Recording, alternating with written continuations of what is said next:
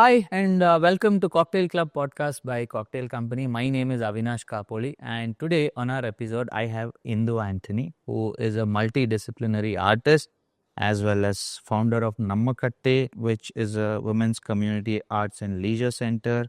You're also the founder of Mali Books. Did I say it right? A platform promoting self-publishing for women, and co-founder of Kanike Studios, a studio focusing on practice of contemporary art. I'm super excited to have this conversation. So, to let you know what we do is the intent of the podcast is to have conversations with people who are in some ways connected to the food and drinks landscape in our country and understand as to why did they do it, first of all, whatever they're doing, and what did they do, how did they do it, and probably also understand what did they do right. Right. So I would like to start the conversation with you on why medicine and then why was the transition from medicine to art? Um, I think like as a child, I was always very much drawn to arts. But that's never considered a career. It was always doctor or engineer. And I was a great in studies. So like how can we waste your brain by going into doing arts and things like that? So finished my entrance, came to Bangalore, finished my medicine, and I said, so now the degree is there. You can put doctor symbol on the card. Now I'll do my arts. So I didn't moved on because it was always there. Okay. I think it was like intuitively everything that I wanted to do revolved around arts, and it was today it has become like oxygen. I cannot Okay. do without it. But when you say everything revolved around art since childhood, you tried to pick different art, or I mean, whatever at that point was available was drawing classes and drawing competitions. I was always get first in these competitions, but it was never, it was considered a hobby. It was very considered a career. And I think at that time also there was no much avenues telling you what are the different careers you could have. Every parent wanted doctor, engineer because the two held these professions, I think kind of held a certain value in the society. It was, I think, natural thing. And I also didn't think though wanting to be doing arts, I think there was not much avenues for me to explore arts. So naturally wrote the entrance exam, got it, did medicine. oh, okay. And so, where did you start your art from? I think third year of my medicine I ran away to art school and I wanted to do some learn art, but I realized that my thought process was very different from look at the tree and draw the tree. Okay. So I didn't think like that. So I started thinking very differently with art. Explored various mediums. So I went back to medical college. I said, okay, let me finish my medicine. Then I got out and then I was like, okay, let me explore it on my own. Because I really didn't feel I was getting what I wanted from some of the schools around. Okay. And I think exploring on my own made me kind of understand what I could do and the mediums and things like that. And yeah. So, say more. I mean, what was the understanding when you started exploring? I think I think I always work with this intuition. There's something that is disturbing me or something that I want to talk. And then I would go look at what is the medium that with which I can talk about it. Sometimes the medium could be me, my body itself. It could be photography, it could be like painting, it could be clay, it could be anything. But how can I express myself or what I want to talk about through the medium that is out there? Like one of the projects we were talking about safety for women in public spaces. And I was like, there's this whole thing of celebrity culture in South India, especially where some of the celebrities have temples built around that. So how can we make someone who's not a celebrity into a celebrity, and then talk about something which is very, very genuine and important for today's world as to safety for women in public spaces? So it could be anything, and look at various ways in expressing myself. So I think, reading, researching, looking at art, all of that helped in understanding, okay, I can maybe talk through this medium to that in a way. So, what was your first project? Uh, I think so. The first thing I remember was picking up photography. So I think like the most photographers who picked up photography during that period was doing photojournalistic work, just like documenting what stories that had to be said and things like that. Today, when I think about it, it is also a little voyeuristic in nature where we don't know who the person is. and we have this few very expensive gear to like then take photograph, it already puts you in a power position. Yes. So I started understanding this and I said, okay, this medium doesn't seem like great for me. So I think I went through various different mediums to kind of then understand what is it that I really want to say and how can I say it better. Yeah. Okay. The first project was which one? First project was where I was talking about we were talking about queer bodies in public spaces. So did this series called Drag Kings. You always hear about drag queens, but drag kings are not very much heard about. So did a whole calendar of drag kings from January to December, and we would give these calendars out and did many exhibitions around it to raise awareness about LGBTQI rights in India. Okay. I think your work is very well known for sparking conversations around unspoken topics, right? If you could create a cocktail, what would it be called and what kind of conversation would you hope that it will stir up at a bar? I think for me, what always draws me closer is this idea of gender. I think even if I say, okay, this is a non-binary drink, what does that even mean? What does that even entail? Let's talk about it. What even like representing gender through colors? I think everybody has this blue, pink, that happens, but we are way beyond that, and to I think what is a woman's drink and what is a man's drink? There's so many of these like classifications that constantly comes up, especially in the drink. The moment I remember going out with some of my friends and they were like, "Oh, gin for you, no?" It's like, why this assumption? Right.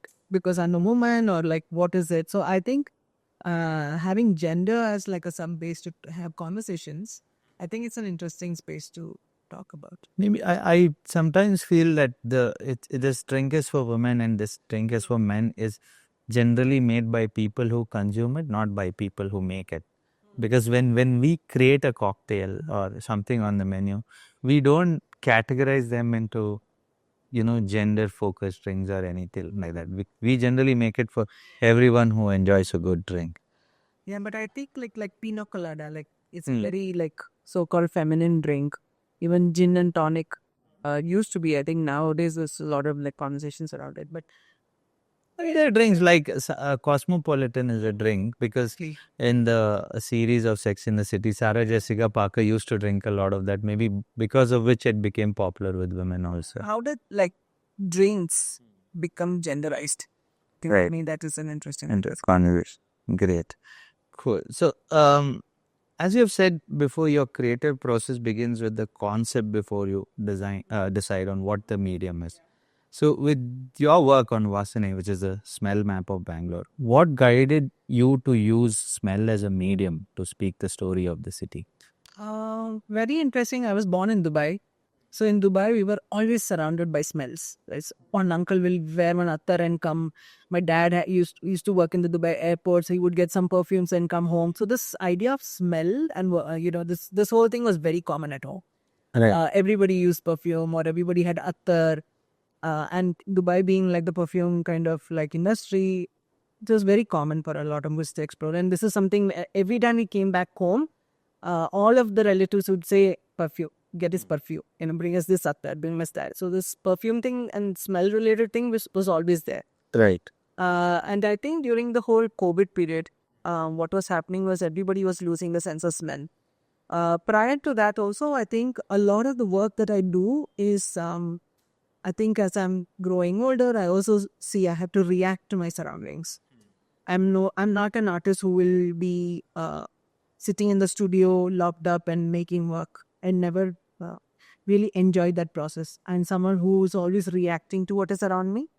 And I think it is important for me to also understand my position in the city and what is happening around me and how do I react to that. So during the COVID, I think everybody was wearing these masks. And in some way, like connecting very less with the city. It is also a very IT industry. So everybody's on their phone and their laptops and multiple things. So then how can people connect to a city which is also become like bubbles because of the crazy traffic? I do not have a friend in JP Nagar because it's too far for me to go there. So I'm like, how do I like then in some way still connect. I think a lot of human emotions are being lost in us not connecting to our people around us. Like we live in these tall apartments.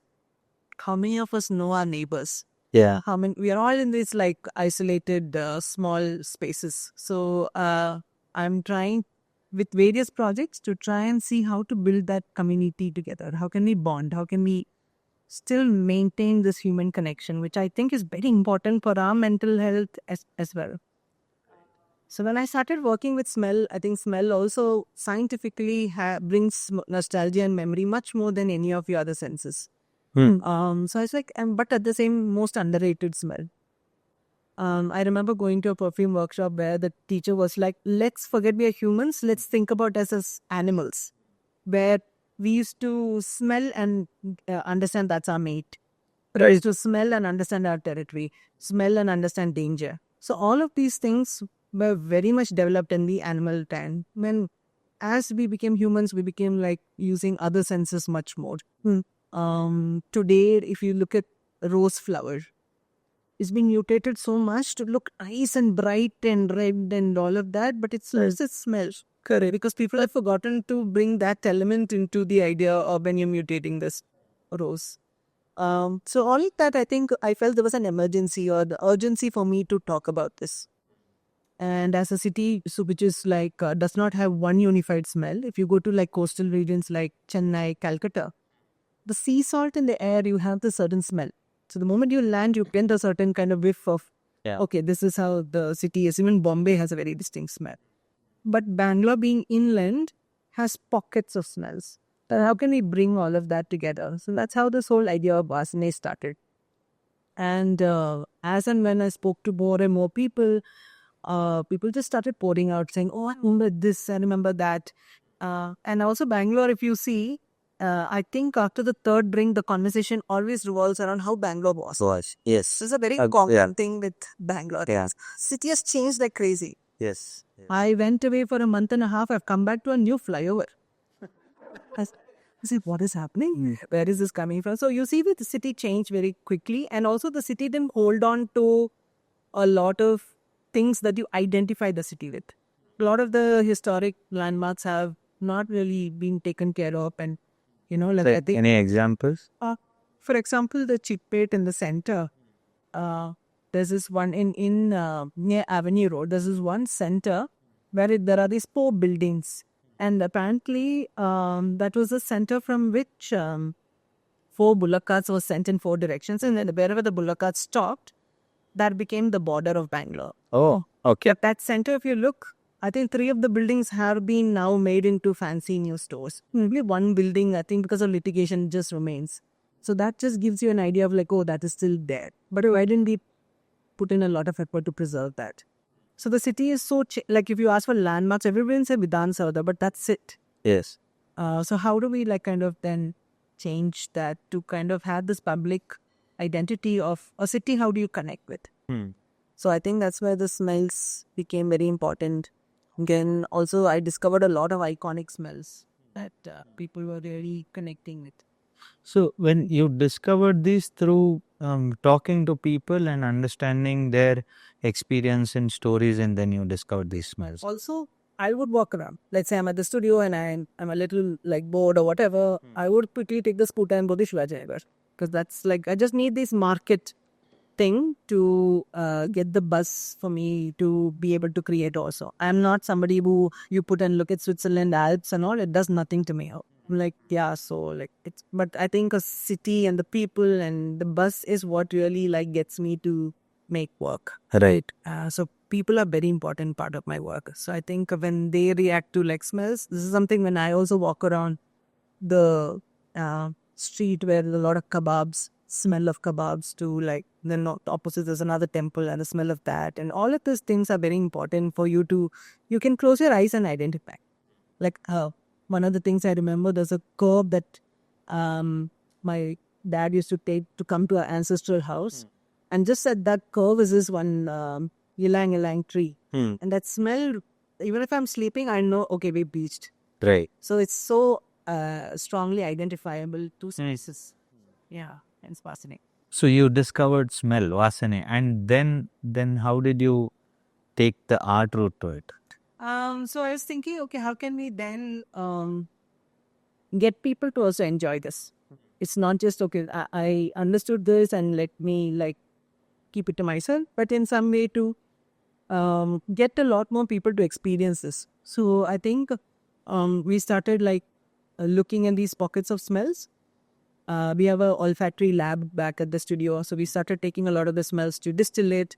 I also met Avinandan. He's a third generation perfume wholesale market person.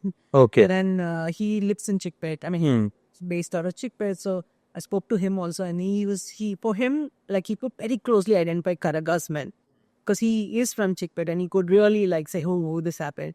So he said, okay, I'll make that smells. We had this like whole conversation because initially when I started, I didn't know how to make smells. I took okay. So then slowly learned, okay, this is how to do it. This is what we can distill. And it became like this very rigorous process of distilling things to then today getting it to the exact smell. Which is also not easy because sponge cake of Iyengar Bakery will smell different in different Iyengar bakeries. Correct. Then what is it that common smell that people can remember? So I think we tried so many different ways to finally get to a place where now when you smell it, you can immediately relate to it. Right. A lot of like deducting and subtracting medicine to get to one smell. Okay, so but if I have to ask you, I know it is a very rigorous process. To just give an example for people who are viewing this to understand, let's pick the example of Iyengar Bakery. How did you identify that smell, and then how did you Yeah. recreate it? I think easier would be to talk about Kaman Park. Huh, right. Very easy to like, okay, let's say you're going to the park, collect the grass, come back to your lab, put it in the steam distiller, and then go through like various levels of distilling temperatures and things like that to finally get to. So we don't just do one distill, we do multiple distills to see what temperature kind of will work with the ingredient that we put in and to titrate it to the exact amount to because the distiller will separate the oil and water. So how can we titrate it to the exact amount for us to then identify with that smell? So a lot goes into then that identifying. So it's actually collecting samples from the base Right. and then putting it into these machines to then. Yeah. What is the machine which use? Because at bars, a lot of the bartenders use a rotary evaporator or rotovap, what we call. They use different spirits and spices and ingredient which they want to infuse into the drink and bring it out. So what tool? We have steam distillers. Okay. A rotovap will be also interesting to have, but at this point we don't have because it's also very expensive and we don't even have a license for it. I think you need a license to have the rotovaps. But yeah, as of now we have the steam distiller and we kind of use that. Okay, and you recreate the distillate, which is the smell, and then what happens next after you've created it? Once you've distilled, I think then most of the time we get a hydrosol, which is a mix of water and oil. So depending on the density of the oil, then you can like either reduce the oil content or the water content to make it pure oil, or then figure out a way to how separate it further. Might go back into the distiller again. Right. Yeah. And then that comes out as the book, which is The the oil is what we've used because that holds the smell much more than the hydrosols. okay. So now then tell us what is Vasane. How do you describe the book, which is So Vasudev, I mean, I wanted it to be one single book, and then I realized that it had so many different components to it. One was the extensive research that we went through to like figure out the book. Then the actual smells. So among the many smells that people spoke about, I think 12 most recurring smells, which became like favorite among a lot of people. That is what we distilled and then went into the book. It also has a perfume book where you actually can put the smell and smell. We also had a large map, which is like, a map to walk around Bangalore and have different smells. So there are 137 smells on the wow. Okay. that people have spoken about. I'm sure there are more. There's also a postcard in the book. Yeah, encourage people to tell us if there are more smells. I think it's also seasonal, very abstract in nature. You can't contain smell to just one area as such. So I think smell will keep increasing. Increase. What are some most do olfactory experiences that you think everyone should experience at least once? um, Olfactory experience, I think, on an everyday basis. Okay. From your morning coffee Hmm. to smell of your child. No, all of those things. I think it's also important for us to practice it. I think because it's becoming very underrated, I would want more and more people to practice spending different things around us. Because a proper nose, somebody who's really trained, can identify 3,000 plus smells. Oh. So it's also interesting to see how much we are training ourselves to these smells. So I could encourage people to smell as much as, I think in your house itself there'll be 300 plus smells. Just so many different things. Teak wood will smell different. The varnish on top of the teak wood will smell different. To cut the wood and the cutting machine ka smell will be different. So Right. there's so many smells that can really like get you to start training your nose and identifying it. Is there a way you can train your nose? Like, I mean, bartenders can do some course or something like that? There are very extensive olfactory colleges out there. There's one in Versailles in France, but that's like 7 years of a course. Oh, wow. Okay. But there are also like I think if you kind of if there is somebody who is knowledgeable about the smells, they can kind of take you through 10 to 15 smells to start with. Okay. And that's not something that you can learn overnight. I think over a period of time, you keep smelling and understanding, and slowly you will be able to, because orange blossom flower, which smell different from different parts of the world Okay. because of the density of the soil and the pH Yes. index of the soil and things like that. The air and all of these things. So I think eventually you start practicing, and the people call noses, like sommelier in wine, Yes. is Yes. nose in the perfume industry. Right. And apparently there's only 50 noses in the world. Oh, wow. Yeah. Okay. Like so many years. Yeah. So, if Bangalore could speak through only one smell, what would its first word smell like? That is quite tough to say, because I think, like I said, no, Batman has multiple pockets. You should tell me. What is I one see. smell that you Buil- reminded of? Buildings, I think. Building concrete? Yeah, concrete. I think partly because I live in Whitefield, where they're always building something or the other. Yeah. Yeah, the cement smell is something that a lot of people associate, especially now because the metro is being built. So a lot of the cement and like, dust kind of. That's, yeah. And Yeah. that's quite. One thing which I feel is also very interesting is when a city is very angry, you will smell it. And that's because the city is stinky. The city is like really, the garbage is filled in, and the city is really angry, you will really smell it. Wow. So you have to like consider smell as a entity, another person also. It's like really angry and screaming out like, "What are you doing to me?" You smell it. What does it smell when city is happy? Poor garbage. Oh, then it's happy. Interesting. I don't know. That's something which I think it depends on, I think, each person's memory also. For me, when I think a lot of like when Kaban Park is in full bloom, Yeah. I think, or Lal Bagh, or all the like, green and flowers. There's one time I think the The weather is gloom. where a lot of like flowers bloom. So I think around that time is quite nice. Right.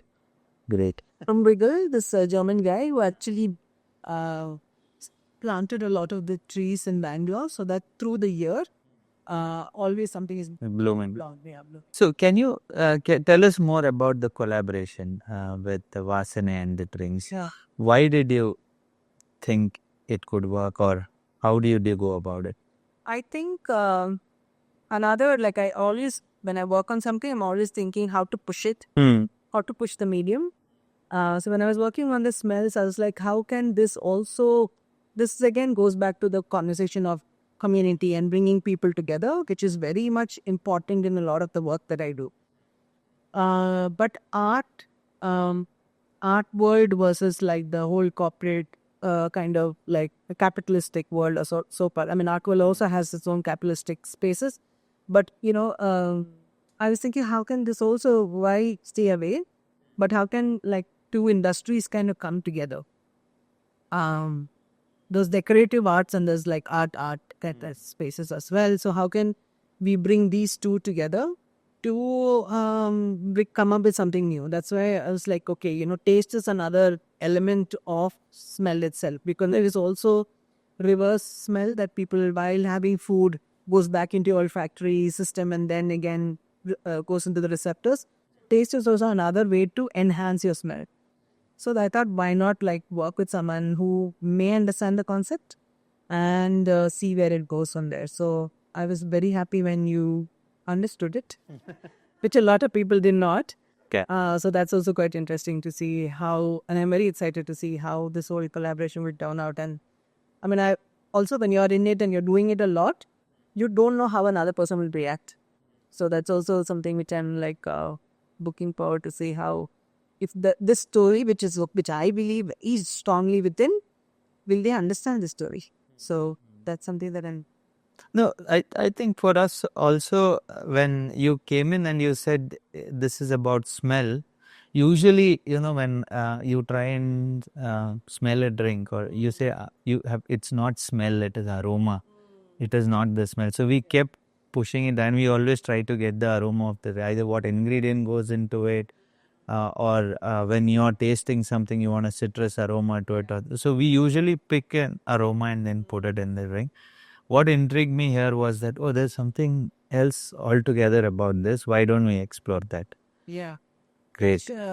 Which I also feel a lot of it takes a creative mind also to be open to this, because it's also a very new.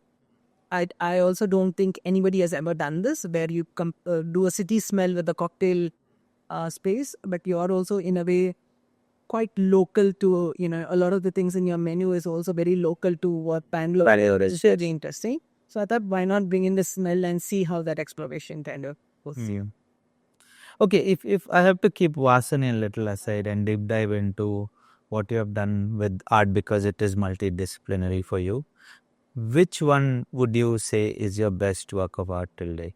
Or should I say which you like the most, what you have done? Everything I make, it's like, it's asking this very typical question of which of your children do you like? I can never choose. Okay, so in the same way, I feel everything I do, from intuition to it coming out, I do it 100%. I leave no stone unturned to get to that point of wanting it in a certain way. So that's why I don't ever like have this favorite thing. Everything that I have done till today, absolutely zero regrets. Another question which I usually ask whenever I do the podcast is about drinking responsibly or mindful drinking, right? So, what does that mean to you in terms of women's safety, or what is it that you think should be a little different in the way we do things, which can probably, kind of change the narrative of what women's safety is in a bar? So we did this very interesting project called Cecilia, which is talking about safety for women in public spaces, where we used to actually walk into a lot of these bars, the so-called shady bars, and talk about. So we would go like as women. So the moment we enter, they'll be like, "Ladies not allowed," because they're very like shady kind of bars. So we will like, "Why? Where's the rule book? Who told you not to?" So that's where we start the conversation. Once we enter, then a lot of people are like, "Oh, who are these people? Why they come here?" One of the common response we've always got is, we won't be able to control our men.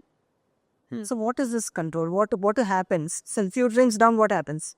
What is this control? What happens to them? So can we have these conversations? So then we sit down and have a lot of conversations of how it is uncomfortable. Let me use this whole like, your sister is uncomfortable to walk in front of this bar in the night to go back home because it's all filled with drunk men, and then she's uncomfortable to cross that road. So how can we ensure safety? How can we, and what is this, after few drinks, another person comes out. This is again one long conversation. So what is and lying so maybe therapy, like a lot of different ways to kind of deal with what is this another human coming out with when you get into some libations and things like that. Right. I think it's not just one gender. I think across all genders, I think this is something that we need to have conversation as to why another like side of you comes out, which makes you less uninhibited. But if it is harming another person around you, then I think it is to be addressed. What does mindful drinking mean to you then? As long as you, I think the people around you, I think a lot to do with of course, like not harming your body. I think if you are conscious, and we also have a liver and we have other organs within us, so how much of it is also for you to kind of take care of yourself. At the same time, if you cannot take care of yourself, to at least like not cause danger to people around. I think for me, both this for sure. Drinking and driving, all of that is like another conversation where you should not be doing at all. Tell us about Mali books. What is that? So this is very interesting where I was trying to find a name for the self-publishing initiative of mine called Marie. And we kept like thinking about what could be. So a friend of mine and both of us, we sat together and said, okay, let's have one drink and see what names come out. So we're sitting and we're talking about various names, and I wanted it like which the last word is has that sound. So Mara means swaying, Miri means eye, like your eye, and I was like, okay, how do we mix these two? And then my friend Baiju was telling that ra as a word is a word that as a letter is something that is being part of every drunkard. Because towards the end of your drinks, everything becomes like because like you're not able to really like talk. Yeah. So, and also it's also very interesting where in most of the toddy shops in Kerala, they'll keep pouring the toddy. Right. And at one point, the person's like, enough. So, enough in Malayalam is madi. Madi. Yeah. But you can't say the, so it becomes Mari. Huh. So, you're towards the end, you're like, enough, I can't anymore. So, then that Mari then became an interesting word. And it was, okay, let's use that as a name of the publication. Publication. So, what does the platform do? How does? So, basically, Mari, I think very simple. Like when I started my first book, I took it to some publishers. Nobody was willing to publish because this is an art book, or is it it was a very different kind of a book. And then people who just didn't understand the concept of it. So I was like, if nobody's publishing it, I'll just publish it on my own. That's how I started Marie Books and started. That was the first book that I published, which actually did quite well. A lot of like big museums around the world has acquired it, and we were sold out. Oh, wow. So it was a very beautiful thing that that book happened. So that me believe in the self-publishing initiative much more. Vasane is the second book, and we released the third book last year. So that's going on. And also on the platform, we also encourage a lot of other artists who are also independent, who may want to get publishing help for us to then publish with them as well. Okay. And if someone has to know more about smell or understand much more about it, is how can they do it? Can they come to your studio or? Anybody, Okay. yeah, everybody is kind of welcome to come to the studio. Tell us more about your studio. What do you do there? So Kanike in Kannada means a gift. Yeah. So three of us, me, Vivek and Krishna, all three of us kind of came together to set up the studio space, which is also a community art studio and community art space. And once somebody is inside, the door is always open, so anybody can walk in. So we have three kind of labs. One is a large analog photography lab. We have one which is a olfactory lab, and we also have a pottery lab. So we have these three sections. We've been around for now 5 years. Wow. Okay. Yeah, and our core value is slow. Anything that is slow, we're very happy to do it. All right. We find it very hard to keep up with the whole digital world, hence analog. Smell takes forever to make, and a smell. To make one mug, it will take you like 4 days. So all of that, I think, worked really well for us. So anything to slow down, we do it. Okay. I think we'll do a small rapid fire round. Okay, you have to pick a smell that reminds you of the below. After? Question which I'll say one word, you pick a smell. No. Yeah, yeah. I have been. See. It is a rapid fire. Quickly, Bangalore. Hard to say. A lot of pockets of smell, but sponge cake. Sponge cake. Okay. Masala dosa. Perfect drink. Perfect drink. Gin on ice. Okay. Your favorite season? Season. Monsoon. Monsoon. Okay. If you have to pick a smell of monsoon? The petrichor. Better choice. Yeah. Okay. Your favorite local market?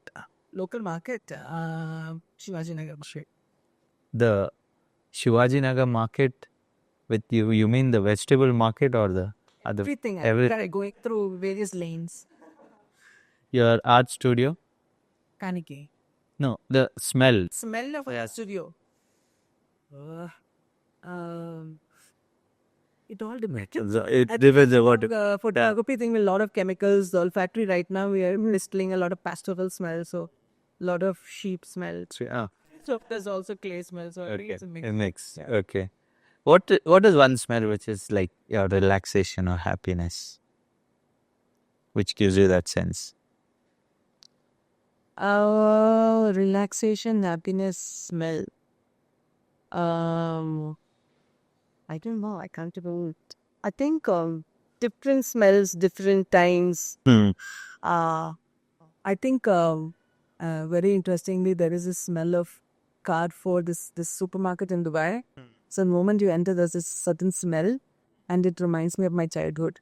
So this was like a once in 2-3 months outing that my dad used to take us, like, oh, let's go to this supermarket. So I think the moment you enter, there's a certain smell. I think this reminds me of my childhood a lot. Okay. Yeah. In a sense, If you ask me, my favorite smell is at home we make hesar bede paisa, you know. When they first boil the hesar bede and keep it aside, but then they make a jaggery syrup and then add coconut and mix it. When you mix it, the smell which comes, that gives me like happiness. yeah, I think I like food all days. Yeah, always. Cool. So thank you so much for taking out your time, and I'm very excited about the collaboration as well. I'm sure for a lot of them, it'll be something new, and we are also excited how we would do something new. So looking forward to it. Thank you for taking out your time once again. Water, cheers. Water cheers.